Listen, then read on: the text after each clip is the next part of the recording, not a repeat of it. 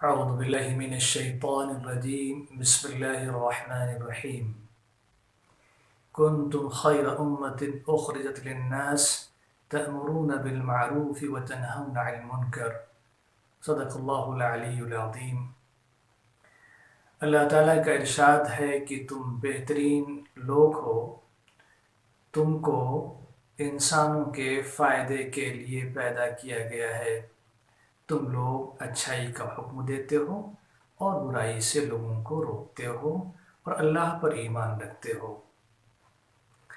یہ آیت کریمہ سورہ آل عمران کی 110 نمبر کی ہے۔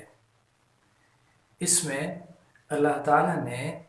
اس امت کی فضیلت اور امتیاز بیان کیا ہے۔ اللہ تعالیٰ فرماتا ہے کہ تم بہترین لوگ ہو۔ جتنی بھی امتیں اور جتنے انبیاء کرام کی امتیں تھیں ان کے درمیان اس امت کی تعریف کی گئی ہے، کیونکہ یہ امت نبی اکرم صلی اللہ علیہ وسلم جو سید الانبیاء ہیں ان کی امت ہے، اور اللہ کے رسول صلی اللہ علیہ وسلم نے اپنے اصحاب کی تربیت خیر کے کاموں کے لیے کی تھی۔ اس لیے آپ صلی اللہ علیہ وسلم کے اصحاب خیر امت قرار پائے، اور جو لوگ بھی اللہ کے رسول صلی اللہ علیہ وسلم کے اصحاب کے نقش قدم پر چلیں گے اور ان کے خیر کے کاموں کو اپنائیں گے، وہ لوگ بھی خیر امت کے زمرے میں شامل ہوں گے، کیونکہ وہ اللہ پر ایمان رکھتے ہیں، رسول اللہ پر ایمان رکھتے ہیں، آخرت پر ایمان رکھتے ہیں، اور دنیا میں خیر کے کاموں کو کرنے کے لیے برپا کیے گئے ہیں۔ اور یہ خیر کا کام کسی ایک قبیلے کے لیے نہیں ہے، کسی ایک ملک کے لیے نہیں ہے، بلکہ پوری انسانیت کے لیے ہے۔ جس لیے طرح سے قرآن کریم تمام انسانوں کے لیے ہدی للناس ہے، اسی طریقے سے یہ امت اور اس امت کے افراد اخرجت للناس ہیں، یعنی تمام انسانوں کے فائدے کے لیے کام کرنے کے لیے۔ سب سے بڑا فائدہ انسانیت کا یہ ہے کہ وہ اللہ کو پہچانے، اور یہ امت اللہ کا تعارف انسانوں کے درمیان پیش کرے، نبی اکرم صلی اللہ علیہ وسلم کی رسالت کی تعلیم کو لوگوں کے درمیان پیش کرے اور لوگوں کو ایمان کی دعوت دے۔ اس کے علاوہ دنیا اور آخرت کے جو بھی خیر کے کام ہو سکتے ہیں جس سے دنیا میں فلاح ملے اور آخرت میں بھی فلاح ملے، اس کو کرنے کے لیے یہ امت بنائی گئی ہے۔ اسی لیے اس امت کو چاہیے کہ وہ اپنے اس فرض منصبی کو ہمیشہ یاد رکھے۔ اس کے علاوہ اس آیت میں تعریف کی گئی ہے کہ تم لوگ اچھائی کا حکم دیتے ہو، یعنی جو بھی اچھا کام ہے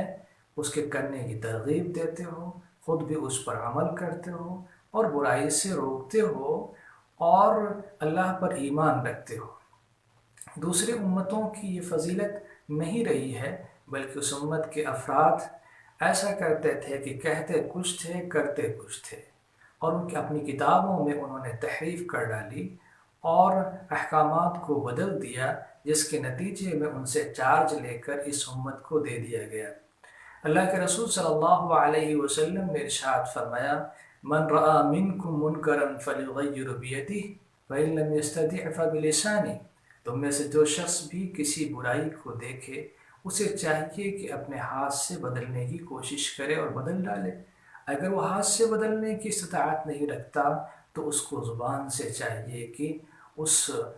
برائی کو وہ خیر میں تبدیل کرنے کی کوشش کرے۔ اگر وہ زبان سے بھی نہیں کر سکتا ہے تو ادنیٰ درجہ یہ ہے کہ انسان اس برائی کو دل میں برا سمجھے۔ اس امت کے افراد ہمیشہ اس کام میں مصروف رہے۔ صحابہ کرام نے اسی لیے دوسرے ملکوں کا سفر کیا، جزیرۃ العرب سے نکل کر گئے اور جنگوں کی مصیبت برداشت کی۔ اس میں کوئی ان کا کبھی فائدہ ذاتی نہیں تھا، بلکہ اللہ کے دین کی نصرت کے لیے۔ آج بھی دنیا میں لاکھوں افراد ہیں اور وہ خیر کا کام کر رہے ہیں، ان کے اپنی کوئی ذاتی ضرورت نہیں ہے، وہ اپنا ان کا ذاتی فائدہ نہیں ہے، بس اللہ کے اس حکم پر عمل کرنے کے لیے وہ دنیا کے ملکوں میں اور دنیا کی تمام اقوام میں گھومتے ہیں، پھرتے ہیں اور اللہ کی دعوت کو پیش کرتے ہیں۔ ہمارے اس ملک میں بھی ضرورت اس بات کی ہے کہ برادران وطن کے سامنے اللہ کا پیغام پیش کیا جائے، قرآن کی تعلیمات پیش کی جائیں، اور سب سے پہلے یہ ضروری ہے کہ مسلمان جو اپنے آپ کو خیر امت کہتے ہیں یا یہ ان کو جو لقب ملا ہوا ہے اس کے اہل خود بھی بنیں اور عمل کرنے کی کوشش کریں۔ اللہ تعالیٰ اس کی برکت سے تمام مسائل کو آسان کر دے گا، تمام پریشانیوں کو وہ آسان کر دے گا۔ اللہ کے رسول صلی اللہ علیہ وسلم نے ارشاد فرمایا کہ تمہیں ضرور اچھائی کا حکم دینا چاہیے اور برائی سے روکنا چاہیے۔ اگر تم یہ اپنی ذمہ داری چھوڑ دو گے تو پھر تم دعا کرو گے تو تمہاری دعا بھی قبول نہیں ہوگی۔ آج ہمیں غور کرنا چاہیے، کہیں ایسا تو نہیں ہے کہ ہم نے اپنی ذمہ داری چھوڑ دی۔ اللہ نے جس لیے ہمیں پیدا کیا تھا اس ذمہ داری کو چھوڑ کر ہم دوسرے تمام کام کر رہے ہیں، لیکن وہ اقوام، وہ قبائل، وہ ممالک جو اللہ کے دین سے ناواقف ہیں، اللہ کی کتاب سے ناواقف ہیں، ہم ان تک دین کی تعلیم پیش نہیں کر رہے ہیں، بلکہ ہم بھی دنیا کی تمام قوموں کے طریقے سے قوم بن گئے ہیں، اور اللہ نے جس مقصد کے لیے ہمیں پیدا کیا تھا، نبی اکرم صلی اللہ علیہ وسلم کو جس مقصد کے لیے مبعوث کیا گیا تھا، وہ مقصد ہم لوگوں نے فراموش کر دیا۔ ایک مرتبہ پھر جائزہ لینے کی ضرورت ہے۔ اللہ تعالی ہمیں اور آپ کو سب کو عمل کی توفیق سے نوازے۔